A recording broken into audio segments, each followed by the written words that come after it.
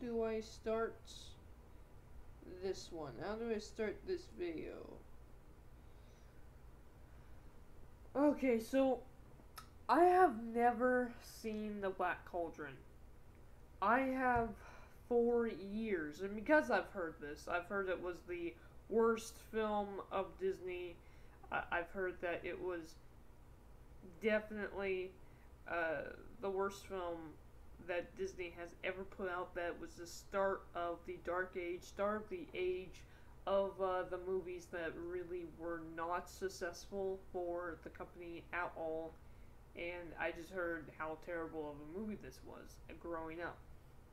And so I never watched it. But now as an adult, I want to make,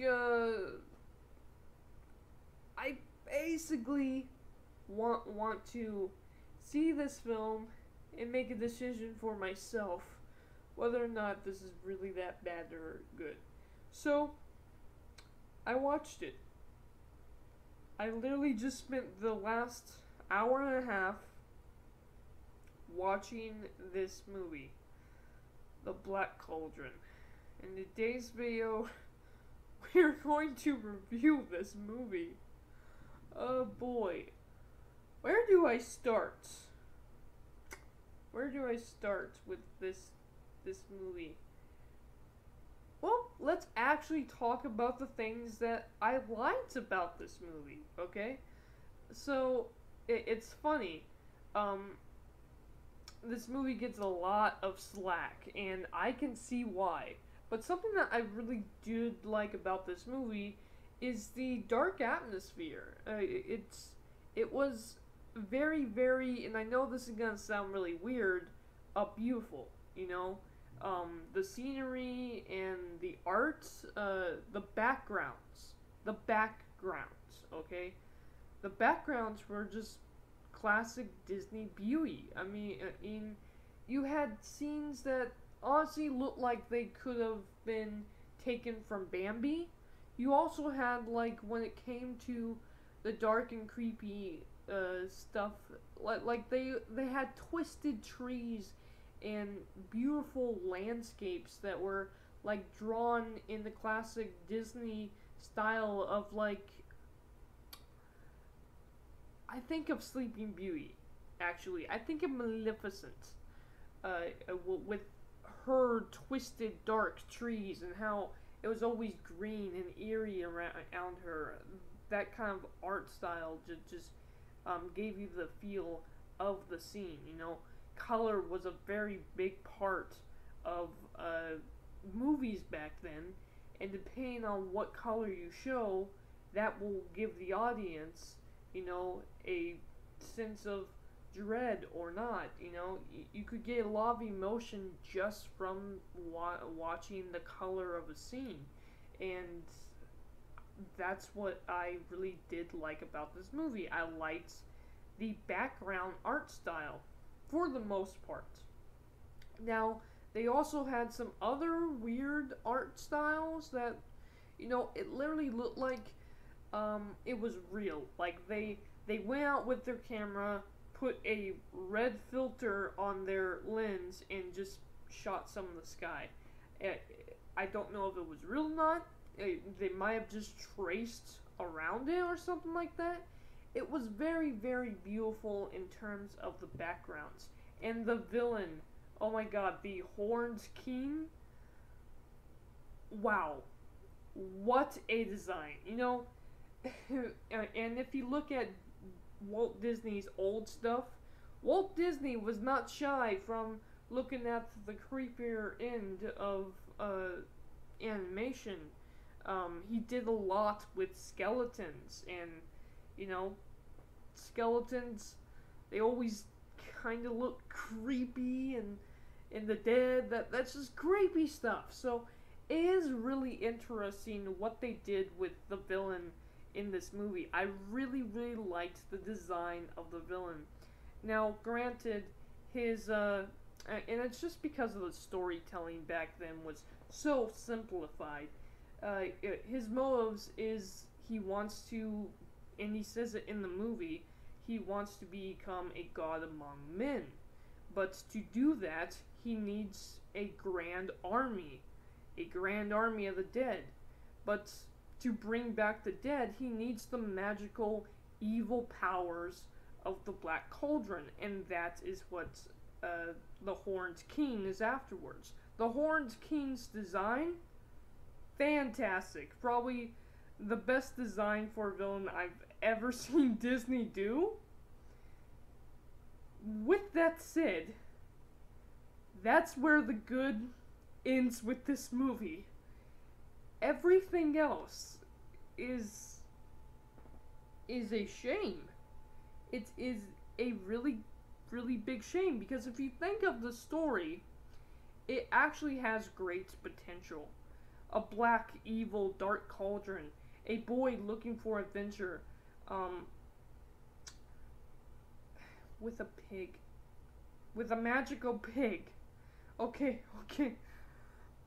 Ignoring the pig, a boy with a sense of adventure, wanting to find adventure, and find himself in a dark and evil, twisted villain. I mean, this is basically, in its simplest terms, the hero's journey. This is like Star Wars stuff, you know?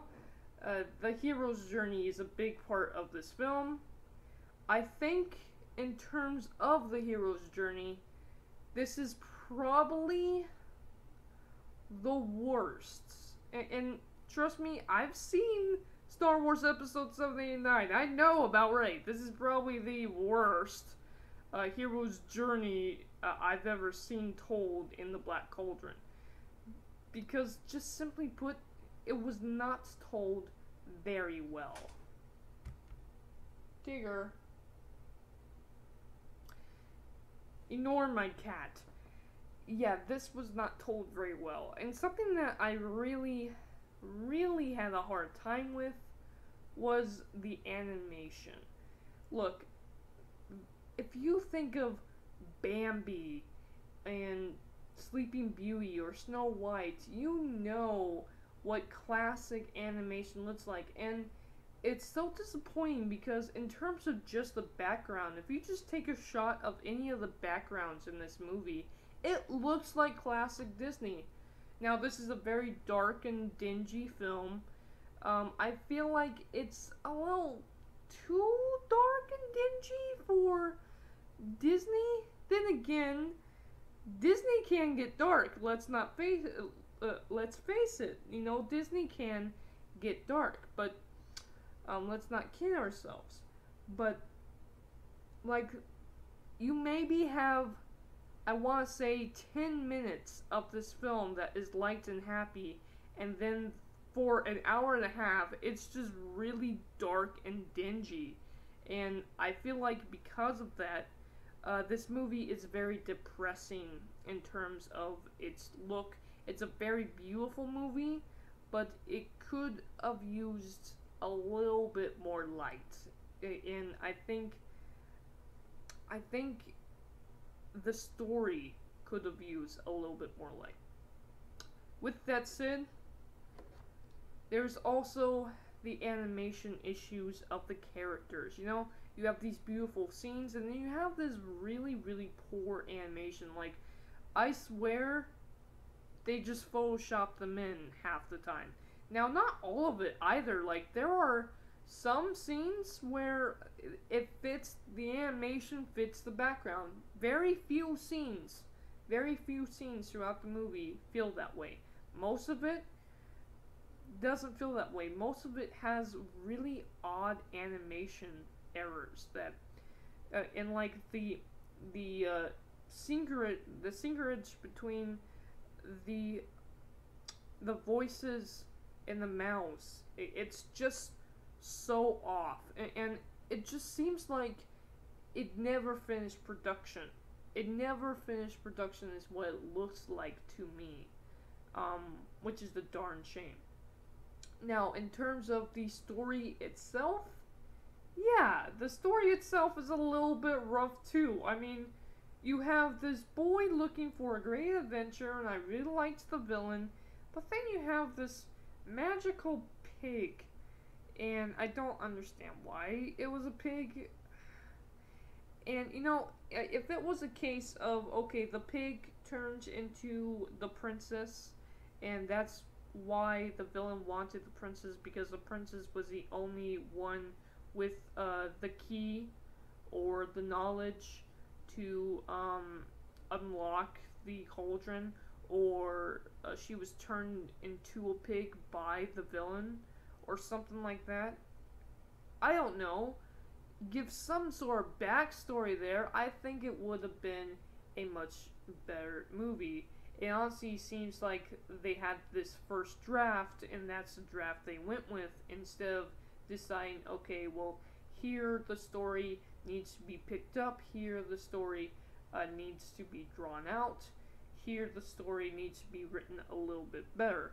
And we dropped the pig story halfway through the movie, and I'm gonna admit, I kind of missed the pig. And then we have this whole thing with this really weird creature named Uggy.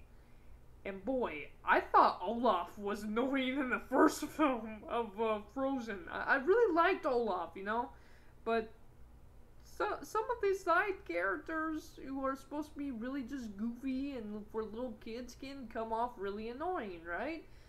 Uggy was the worst I've seen from Disney, and Disney has done a lot of these annoying characters. Uggy was just the far worst. And then you had Uggy sacrifice himself, and of course,